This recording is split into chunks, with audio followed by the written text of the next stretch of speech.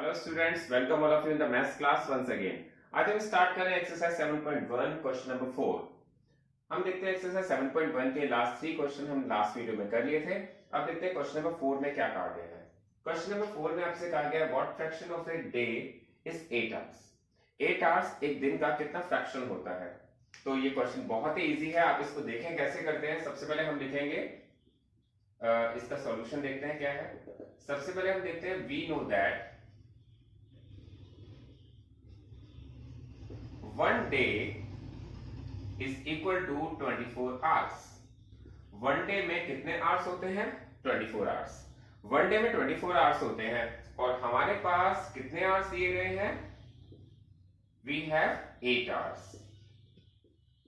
और आपसे कहा गया फ्रैक्शन बताइए 8 आवर्स का पूरे डे से कितना फ्रैक्शन होता है। तो हम कहेंगे रिक्वायर्ड फ्रैक्शन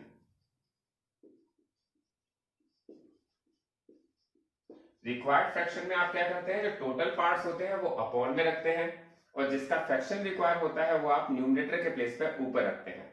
तो 24 हम कहां रखेंगे? अपॉन में। 8 कहां रखना चाहिए हमें? न्यूमरेटर के प्लेस पर। अब आप इसको कट कर सकते हैं। किससे कट कर सकते हैं? 2 से। 2 हमारी ऐसी टेबल है जिससे दोनों कट जाएंगे। 2 4 जा 8, 2 1 जा 2, 2 2 जा 4। अब फिर आप इसे दोबारा से 2 से कट कर सकते हैं। 2 2 जा 4 एंड 2 6 जा 12। फिर आप इसे 2 से कट करेंगे तो 2 1 जा 2 एंड 2 3 जा 6। तो आपके पास जो रिक्वायर्ड फ्रैक्शन आएगा वो आएगा 1/3। तो एक बार इसे दोबारा समझ लेते हैं। आपसे कहा गया है कि 8 आवर्स वन डे का कितना फ्रैक्शन होता है। तो आपने सबसे पहले कहा one day is equal to 24 hours और आपको जो फ्रैक्शन रिक्वायर्ड है 8 आवर्स का, तो आपने कहा कि रिक्वायर्ड फ्रैक्शन क्या होना चाहिए? 8/24। तो ये बहुत ही क्लियर हो जाना चाहिए। नेक्स्ट क्वेश्चन भी सिमिलर इसका क्वेश्चन है। आप देखते हैं what fraction of an hour is 40 minutes. 40 minutes 1 hour का कितना फ्रैक्शन होता है? तो हमने स्टार्ट किया वी नो दैट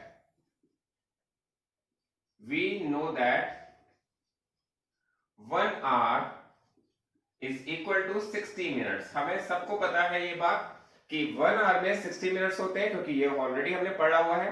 तो 1 आवर में 60 मिनट्स होते हैं और हमें जो फ्रैक्शन रिक्वायर्ड है वो किसका रिक्वायर्ड है? We have 40 minutes. हमारे पास कितने मिनट्स है? 40 मिनट्स। तो इसका रिक्वायर्ड फ्रैक्शन होना चाहिए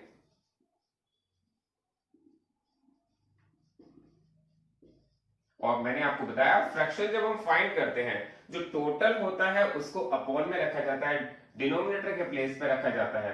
तो टोटल कितना है? 60 मिनट्स और जिसका फ्रैक्शन रिक्वायर्ड है वो कितना है? 40 मिनट्स। ये हम न्यूमरेटर के प्लेस पे रखते हैं। अब आप इसको कैसे कट करेंगे? सबसे पहले 0 से 0 को कट कर देंगे। उसके बाद आप इसे 2 से कट करेंगे। 2 2 जा 4 एंड 2 3 जा 6। अब आपके पास 2/3 आ गया और 2/3 सिंपलेस्ट फॉर्म में है, इससे ज्यादा हम कट नहीं कर सकते। तो आपके पास इसका आंसर आएगा 2/3। अब देखते हैं क्वेश्चन नंबर 6। क्वेश्चन नंबर 6 में आपसे कहा गया है Arya, Abhimanyu and Vivek share lunch. Arya has bought 2 sandwiches, one of made vegetable and one of made jam. The other 2 boys forgot to bring their lunch. Arya agreed to share his sandwiches so that each person get equal share. आपसे question में कहा गया है यहाँ पर 3 friends हैं जिनका नाम है Arya, Abhimanyu and Vivek. 3 friends जो अपना लंच शेयर करते हैं, जिसमें से सर आर्य 2 सैंडविच लाया है।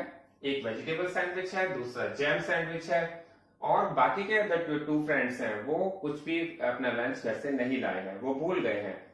तो आपसे कहा गया है कि वो आर्य किस तरह से जो अपने लंच को डिवाइड करे कि जो सभी फ्रेंड्स हैं वो इक्वल शेयर उनको मिल जाए लंच का और तीनों फिर भी लंच को शेयर कर सकें।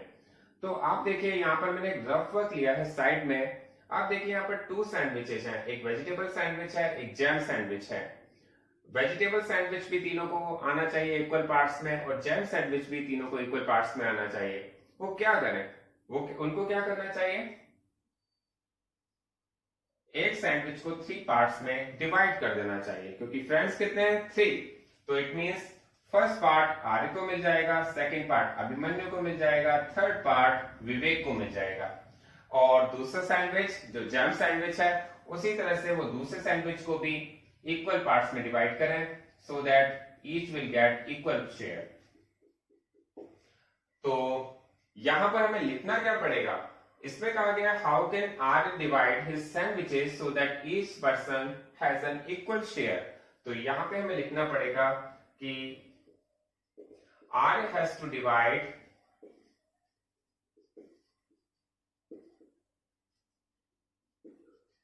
each sandwich into 3 equal parts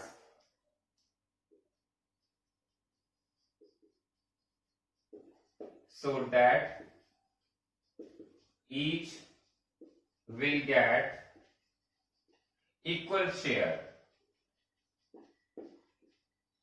तो जो मैंने आपको अभी यहाँ पर रफ पार्ट में समझाया है वही बात मैंने यहाँ पर लिख दिया है। मैंने कहा कि आर को क्या करना पड़ेगा, आर को एक सैंडविच के 3 पार्ट्स करने पड़ेंगे। वो वेजिटेबल सैंडविच में भी वही करेगा और जैम सैंडविच में भी वही करेगा। तो आर को वेजिटेबल सैंडविच के भी 3 पार्ट्स करने पड़ेंगे और जैम सैंडविच के भी 3 पार्ट्स करने पड़ेंगे। It means R has to divide each sandwich into 3 equal parts so that each will get equal share.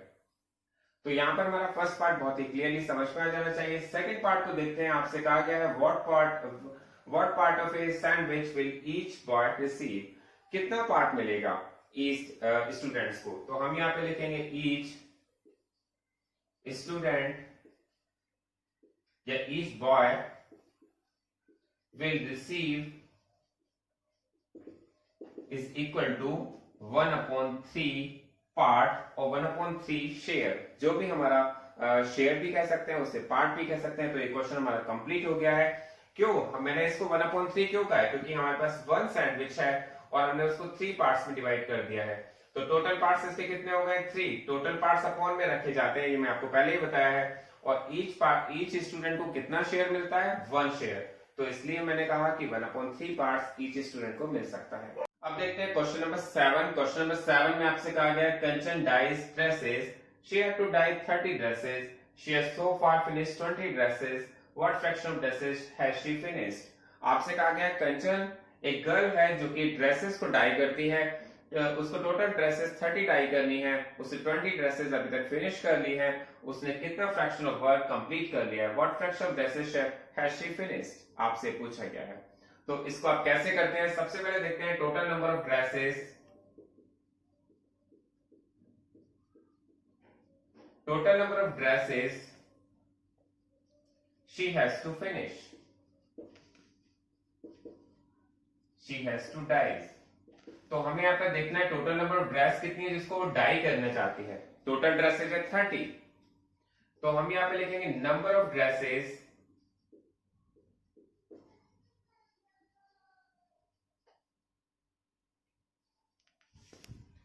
she has finished। अभी तक उसने कितनी ड्रेसेस फिनिश कर ली हैं, 20। आपको एक क्वेश्चन बहुत ही अच्छी तरह से क्लियर होना चाहिए। जो कंचन एक गर्ल है उसको 30 ड्रेसेस फिनिश करनी है, लेकिन उसने 20 ऑलरेडी कर ली है। अब उसने कितना फ्रैक्शन ऑफ वर्क कंप्लीट कर लिया है ये आपको बताना है। तो मैंने यहाँ पे लिखा है total number of dresses she has to dye 30, number of dresses she has finished 20, then required fraction. Required fraction के लिए मैंने आपको बताया टोटल पार्ट्स आपको डिनोमिनेटर के प्लेस पे रखना है और जितना वर्क कंप्लीट हो चुका है वो आपको न्यूमरेटर के प्लेस पे रखना है। तो आपके पास इसका फ्रैक्शन आ गया 20/30 और उसमें आपने 0 से 0 को कट कर दिया है, तो आपके पास इसका फ्रैक्शन आया है 2/3।